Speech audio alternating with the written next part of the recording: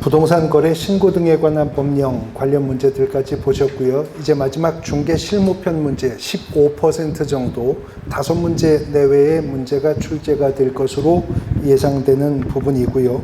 최근에는 대부분이 개별적 중개 실무편에서 문제가 출제가 되고 있는 양상을 보이고 있습니다. 79번 중개대상물 조사 확인에 대한 내용이다. 틀린 것을 묻는데요.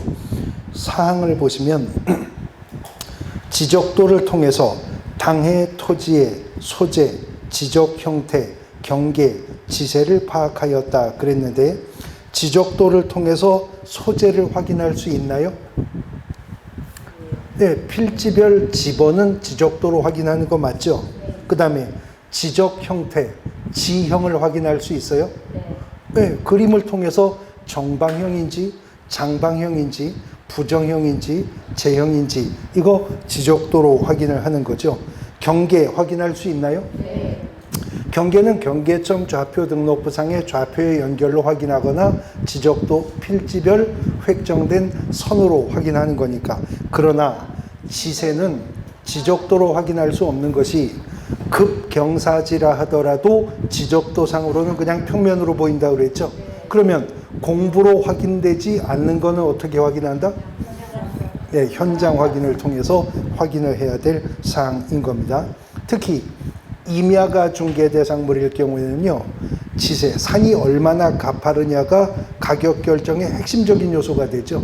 그런데 공부로는 확인할 수가 없기 때문에 이거는 개업공인중개사가 현장 확인을 통해서 확인을 해야 됩니다. 근데 지도 중에서요. 학교 다닐 때 지리 시간에 보셨을 텐데 지도 중에 뭐 이런 거 이렇게 그려져 있는 지도 있죠? 네. 예, 이걸 뭐라 그래요? 이 선을? 등고선. 예, 등고선이라고 하잖아요. 그래서 이 등고선을 보면 여기가 이렇게 가깝다는 건 여기는 예, 가파르다는 거죠. 여기는 완만하다는 거고. 근데 이런 등고선이 그려져 있는 지도를 지형도라고 하죠. 지형도를 통해서 지세 알 수 있잖아요. 예, 근데 이 지형도가 지적 공부입니까? 지적 공부가 뭐 있죠? 뭐 토지대장, 임야대장, 지적도, 임야도, 뭐 경계점 좌표 등록부, 공유주 연명부, 대지권 등록부, 지적 파일 이런 것들이 있지만 지형도는 지적 공부가 아니죠. 그러니까 이건 소관청에 가서 확인해 볼 수 있는 게 아니라 어디 가서?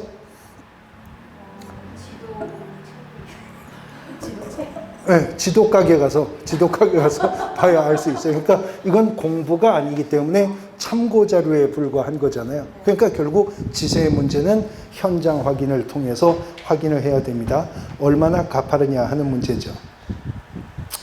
그래서 뭐 현장 실무 강의하는 분들 중에 그런 말도 해요. 땅을 보러 가가지고 콜라 캔 같은 거 있잖아요. 캔을 이렇게 눕혀놨는데 캔이 그냥 도로로 굴러 내려가는 땅이면 보지도 말고 살 생각도 하지 말라고. 그만큼 이제 지세가 뭐 중요하다고 하죠. 그런데 사실은 완벽한 평지보다는요, 약간의 기울기가 있는 토지일 경우에 건축했을 때 조망도 훨씬 좋고 건축했을 때 배수도 훨씬 편해요. 그러니까 완벽한 평지보다는 약간의 또 지세가 있는 것이 필요하죠. 근데 문제는 우리가 지세가 높다 낮다 얘기를 하잖아요. 이 땅은 지세가 높다 낮다 무슨 기준이 있으니까 높다 낮다를 말하는 거잖아요. 뭘 기준으로 높다 낮다를 말할까요? 간선도로입니다. 간선도로. 예, 도로를 기준으로 높다 낮다라고 하는 표현을 보통 우리가 하게 되는 것이죠. 어쨌든 현장 확인으로 확인하는 겁니다. 사항이 정답입니다. 80번 공인중개사 법령상 개업공인중개사의 주거용 건축물 중개대상물 확인설명서에 대한 작성 방법으로 옳은 것은 1항 임대차의 경우에 취득 시 부담해야 할 조세의 종류 및 세율은 중개가 완성되기 전에 지방세법의 내용을 확인하여 기재해야 된다. 중개대상물이 어떤 부동산이든 임대차의 경우에 임차인이 취득세, 등록세, 농특세, 지방교육세 내는 일이 없죠. 그러니까 확인설명서에 취득 관련 조세의 종류 및 세율은 임대차일 경우에는 제외합니다라고 써 있죠.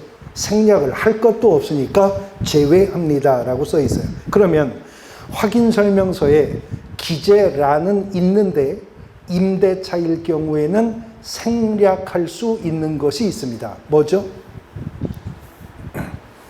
확인설명서에 쓰는 칸은 있는데 임대차 계약서와 함께 쓰는 확인설명서에는 기재를 생략할 수 있는 칸이 있어요.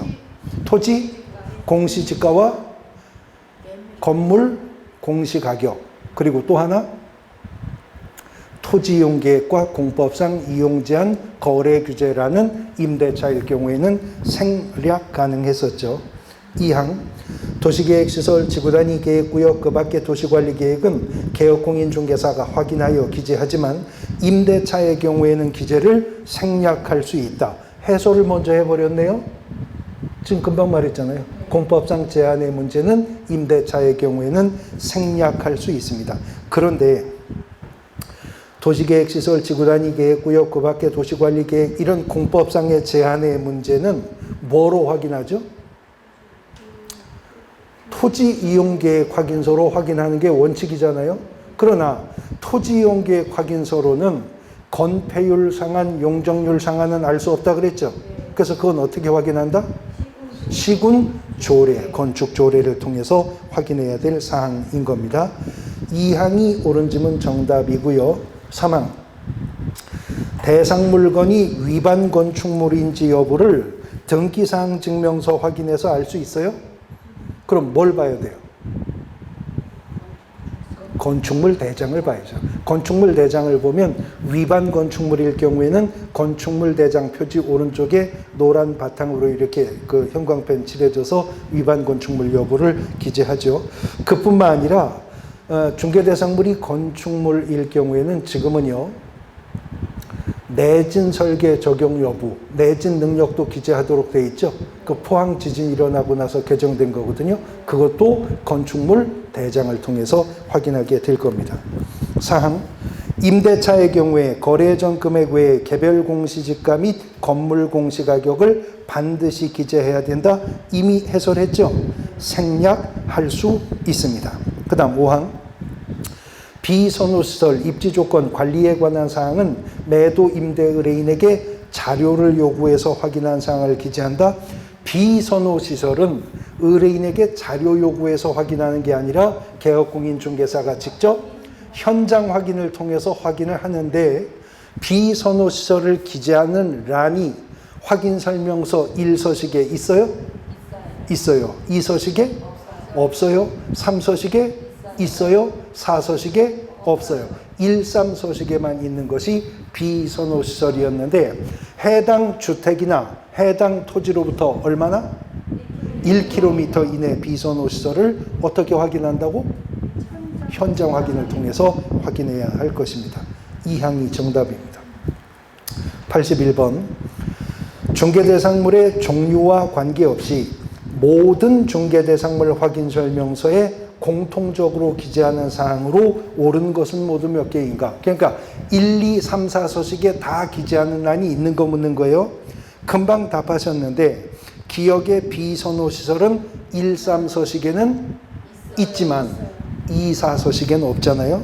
그 다음에 디귿 토지이용계획 공법상 이용제한 거래 규제는 1, 2, 3서식까지만 있지 4서식 임목 공장재단 광업재단 확인설명서에는 없다고 그랬었죠. 그러나 디귿에 실제 권리관계 또는 공시되지 아니한 물건의 권리란과 리을에 취득시 부담할 조세의 종류 및 세율은 1, 2, 3, 4서식에 모두 있습니다.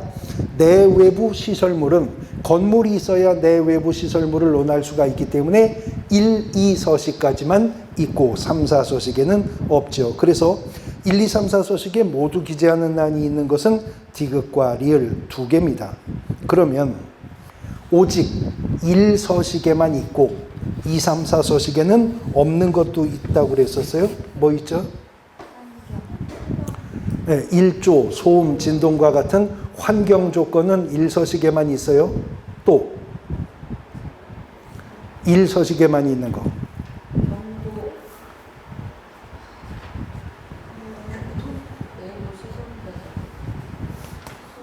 소음, 진동, 이 환경 조건이죠.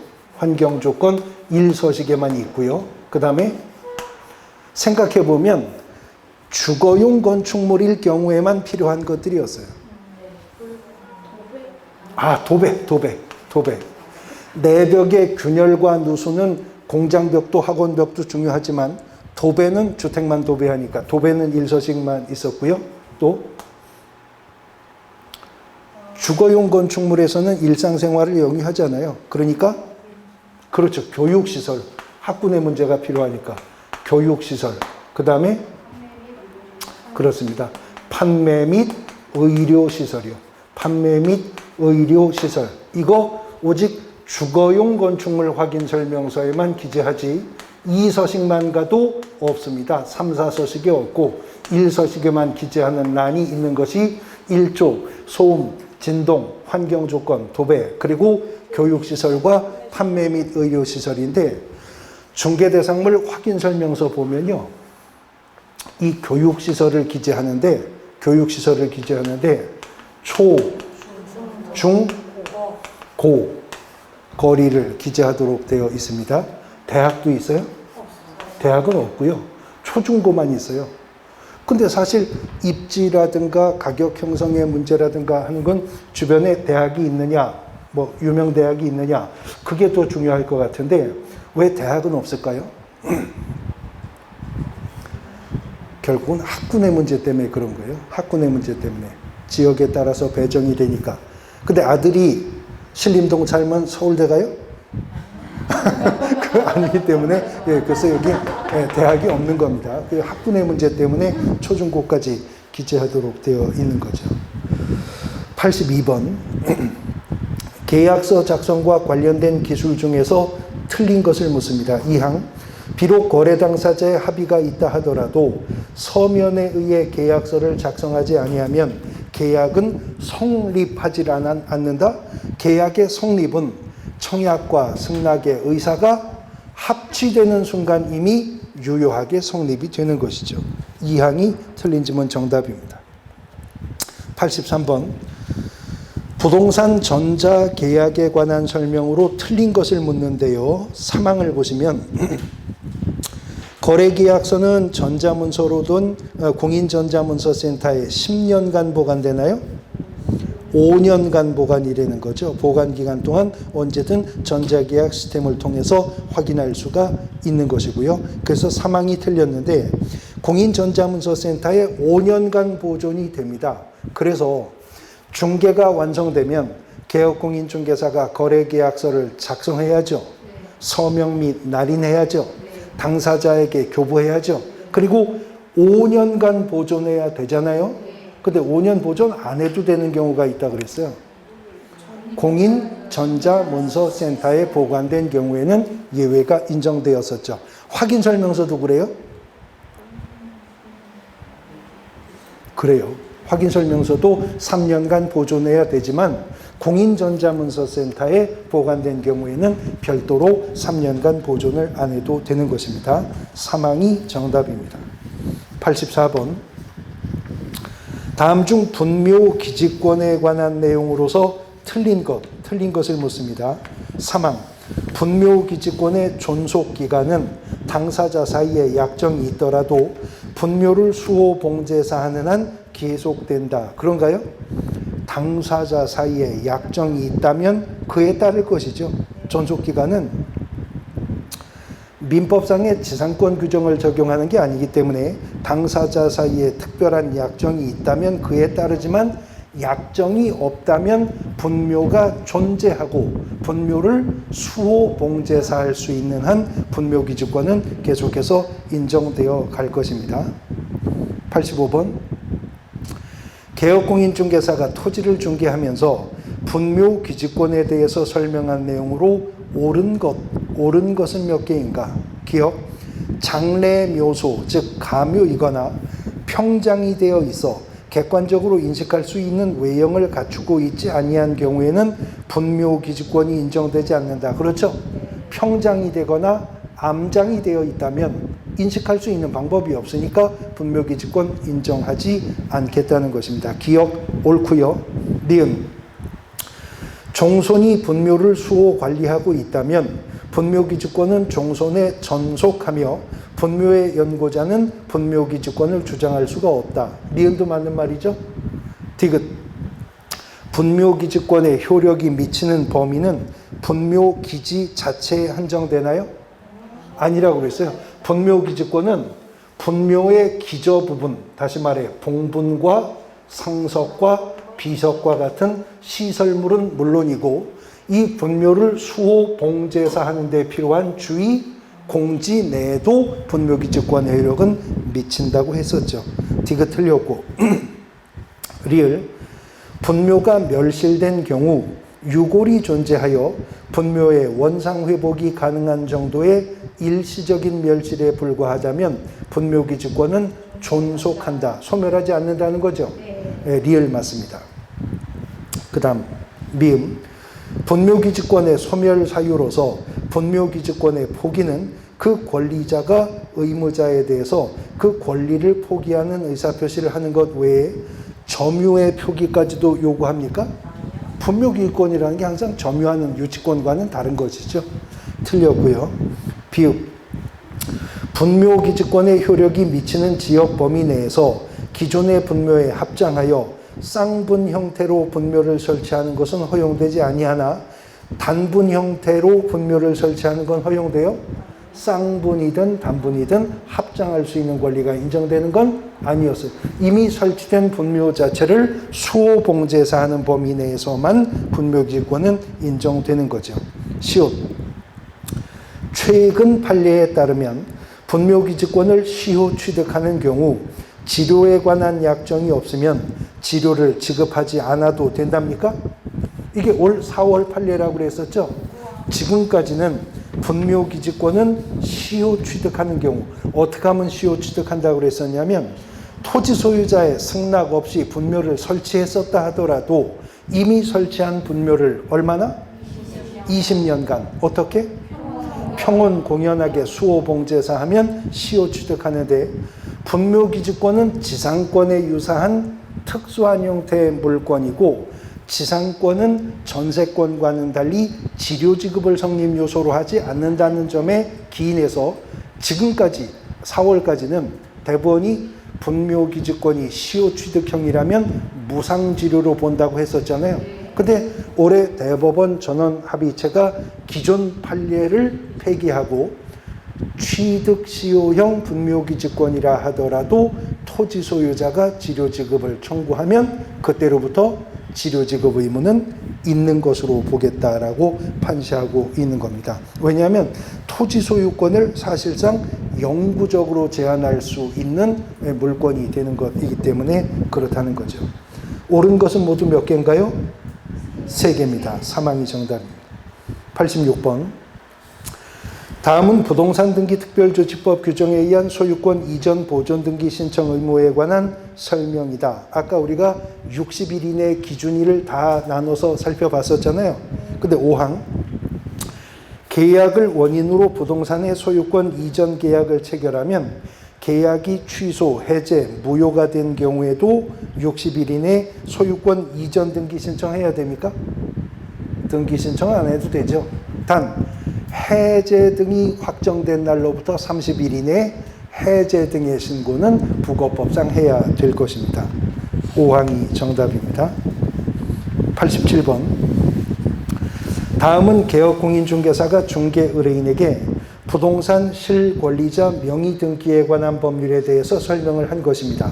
바르지 못한 것은 사항을 보시면 매도인 A가 명의신탁자 B와 명의수탁자 C 사이에 명의신탁 약정이 있다는 사실을 모르고 명의수탁자 C와 매매계약을 체결하고 소유권 이전 등기가 완료된 경우, 그럼 이건 무슨 명의신탁이에요? 계약 명의신탁입니다. 소유권 이전 등기는 무효라고 설명했다. 지금 C와 B 사이의 명의신탁 약정을 A가 몰라서 썼다 그랬죠? 그러면 명의신탁 약정 무효예요? 무효예요. 그래도 명의신탁 약정은 무효예요. 그러나 그때는 명의신탁 약정은 무효가 되지만 등기와 물권 변동의 효력은 유효한 것이죠. 사항이 정답입니다. 88번. 부동산 실명법에 대한 기술 중 타당하지 않은 것은 사항을 보시면 명의신탁 약정에 따라 행하여진 등기에 의한 부동산에 관한 물권 변동은 무효로 한다. 다만 부동산에 관한 물권을 취득하기 위한 계약에서 명의수탁자가 일방 당사자가 된 경우에는 매도인의 선악을 불문하고 무효로 되지 않는다. 방금 전 사례와 비교해 보면 매도인이 몰랐었으니까 유효했었죠. 악의였었다면 이거는 무효가 될 것입니다. 그래서 사항이 정답입니다. 그런데요, 계약 명의신탁에서는 명의신탁 관계를 매도인이 몰랐었을 때 등기가 유효한 거죠. 알았을 때는 무효가 되는 거죠. 그런데 명의신탁 약정의 무효와 등기와 물권 변동의 무효는 제3자에게는 대항할 수 없다라고 할 때 그 제3자는 선의였든 악의였든 불문하는 거죠. 그러니까 제3자가 계약 체결할 당시 명의신탁 약정이 존재함을 인식했고 계약의 당사자는 수탁자에 불과하다는 사실을 알고 거래했어도 제3자는 권리 취득합니까? 네. 그렇습니다. 그런데요, 알았어도 제3자는 권리를 취득하는데 단순히 알았다는 것을 넘어서서 만일 제3자가 그 수탁자의 배임행위에 적극 가담한 증거가 있었다면 이건 얘기가 달라지죠. 그러면 선량한 풍속 기타 사회질서에 반하는 행위로 무효가 될 수는 있었습니다. 사항이 정답입니다. 89번. 갑은 을과 을 소유의 부동산의 매매 계약을 체결하면서 세금을 줄이기 위해서 갑과 병 간의 명의신탁 약정에 따라 병 명의로 소유권 이전 등기를 하기로 했습니다. 병에게로 이전 등기가 이루어질 경우에 대해서 개업공인중개사가 갑과 을에게 설명한 내용으로 옳은 것은, 자, 이건 무슨 명의신탁이죠? 지금요, 갑이 을과 모종의 합의가 있었다고 그랬잖아요. 그리고 병이라고 하는 자와 계약은 누가 했대요? 갑이 매매 계약을 체결했는데 등기는 어디로 갔대요? 을에게로 이전 등기가 격려가 되었다면 지금 갑을 간의 약정이 뭐였었죠?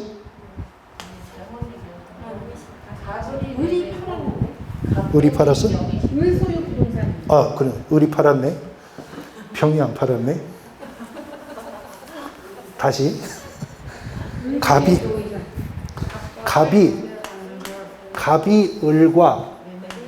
을과 매매 계약을 체결했다는 거죠.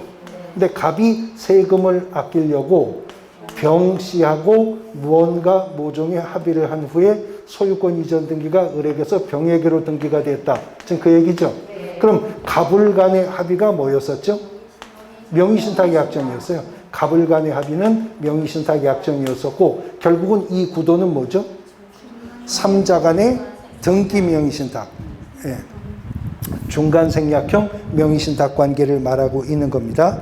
자, 옳은 것은 1항 갑과 병 간의 명의신탁 약정은 유효이나 병의 명의의 등기는 무효이다 그랬는데 명의신탁 약정이 무효이죠. 네. 언제나 명의신탁 약정은 무효고 명의신탁 약정에 따른 이 등기와 물권 변동도 무효인 겁니다. 틀렸고 갑은 을에게 소유권 이전 등기를 청구할 수 없다. 지금 갑을 간의 매매 계약도 무효예요? 이건 유효한 거예요. 이건 유효하기 때문에 이제 갑은 신탁자로서 실명법 위반에 따르는 제재는 감수해야 되겠지만 갑은 을에게 소유권 이전 등기 청구할 수는 있는 겁니다. 그 다음에 3항 병의 명의로 등기가 이루어지면 병은 부동산 평가액의 30% 범위 내에서 과징금을 부과받게 된다. 그런가요? 병의 명의로 등기가 되면 갑은 뭐가 돼요? 신탁자가 되죠? 신탁자는 아까 5년 이하의 징역 또는 2억 원 이하의 벌금이라고 하는 형사처벌 외에 과징금 부과 대상이 되죠? 과징금 부동산 평가액의 30% 범위 내에서요. 범위 내에서 과징금 부과 처분의 대상이 되는 것입니다. 그래서 사망이 옳은 짐은 정답이에요. 그러면 갑이요, 평가액 30% 범위 내에서 과징금 부과 처분을 받을 수 있죠. 그러면 과징금 부과 처분을 받았으면 갑은 뭐 해야 돼요? 과징금 내야죠. 그리고 지체 없이 실명 등기해야죠. 명의신탁 관계를 종료해야죠. 근데 안 하고 버티는 놈이 있을 거라는 거예요. 그래서 과징금 부과 후 1년이 지났는데 아직도 갑이 실명 등기되지 않고 있다. 그러면 이행강제금을 부과한다는 거잖아요. 얼마? 평가액의 10%. 10% 이행강제금을 부과해요. 근데 10% 이행강제금을 부과하고 1년이 더 지나서 확인해 봤더니 무슨 배짱인지 아직도 실명 등기를 안 하고 있어요. 그러면 2차 이행강제금이 부과된다 그랬죠. 얼마? 평가액의 20% 2차 이행강제금이 부과된다고 했습니다.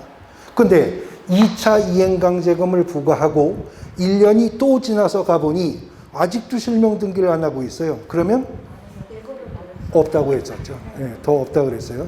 여기는 이행강제금이 1차와 2차 이행강제금까지만 규정을 두고 있다라고 했었습니다. 사망이 정답이고요. 상, 갑과 병은 5년 이하의 징역 또는 2억 원 이하의 벌금에 처해진다. 이것도 아까 설명했었는데 갑은 5년 2억이 맞아요?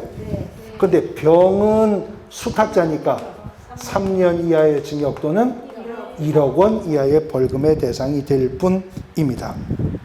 그 다음 5항, 병이 당해 부동산을 제3자에게 처분하면 갑에 대해서 횡령죄가 적용되나요?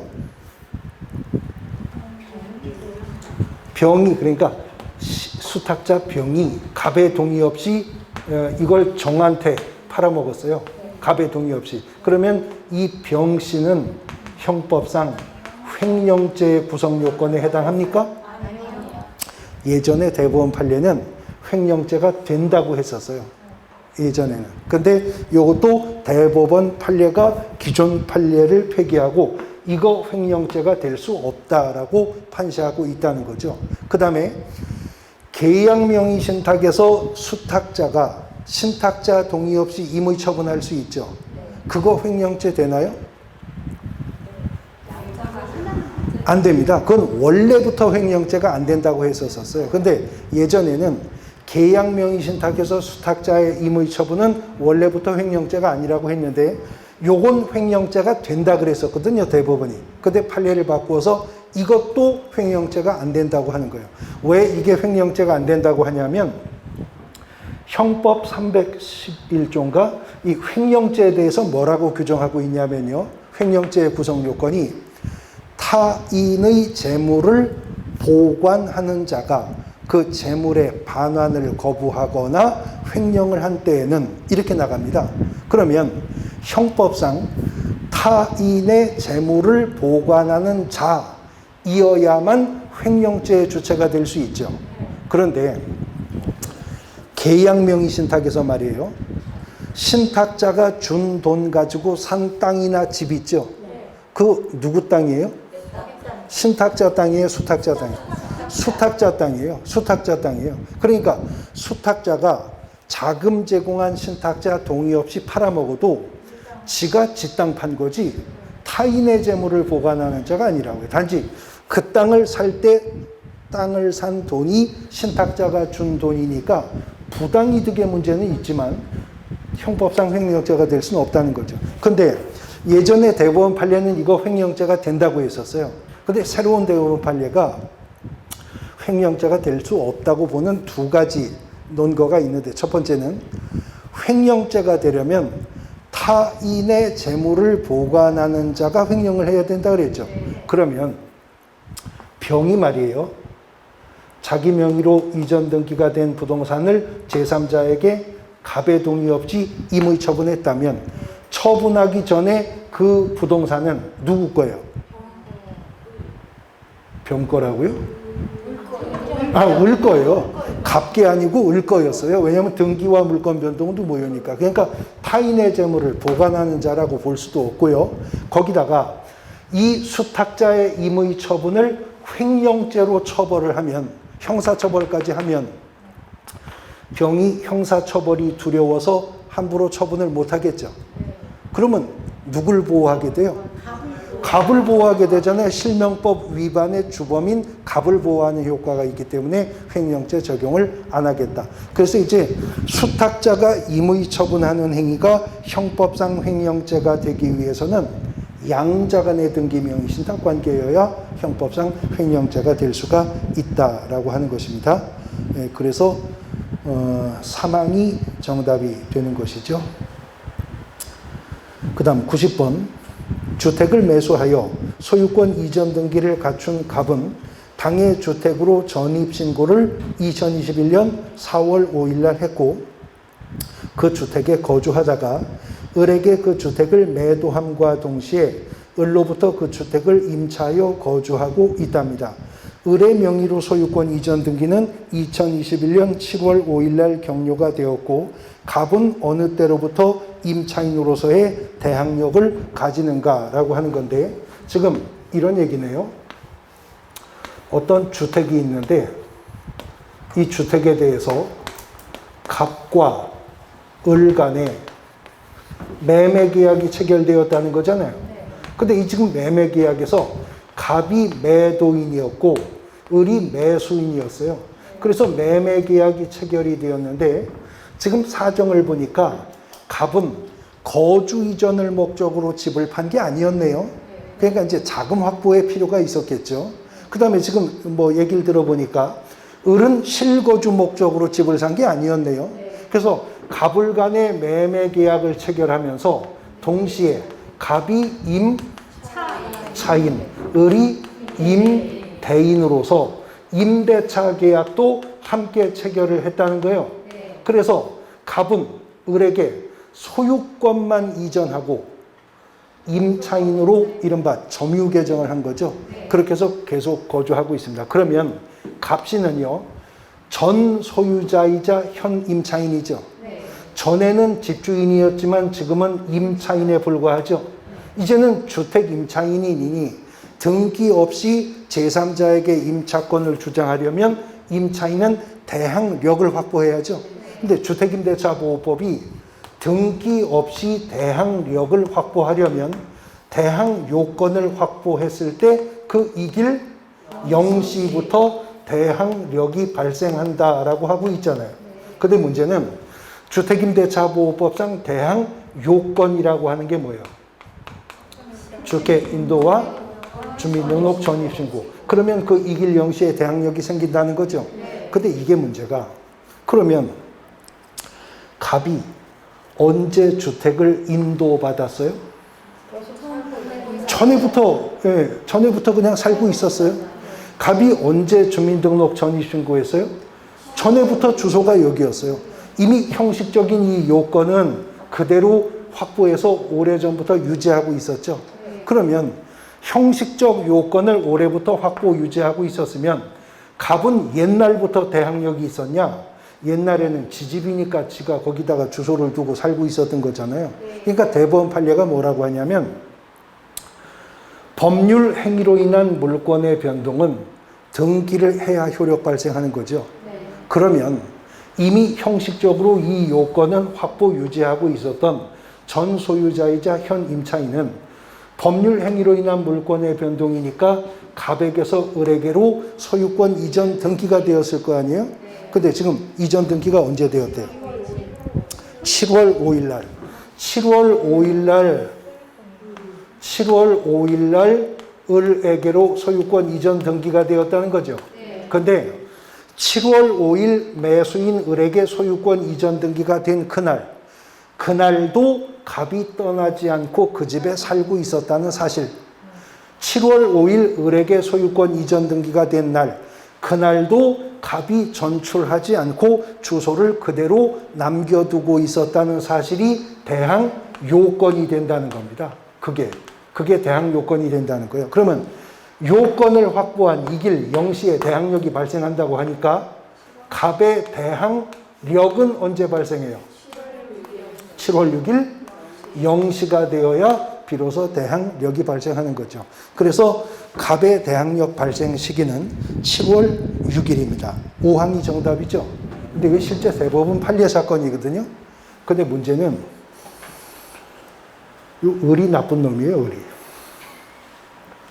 을이 7월 5일 날 자기 명의로 소유권 이전 등기를 하면서 바로 그날 을이 저당권을 설정해 갖고 자금 확보를 해 버렸어요. 그러면 저당권의 효력이 언제 생겨요? 7월 5일 주간에 발생한다고요. 그러면 갑은 7월 6일 영시가 되어야 대항력 발생하죠.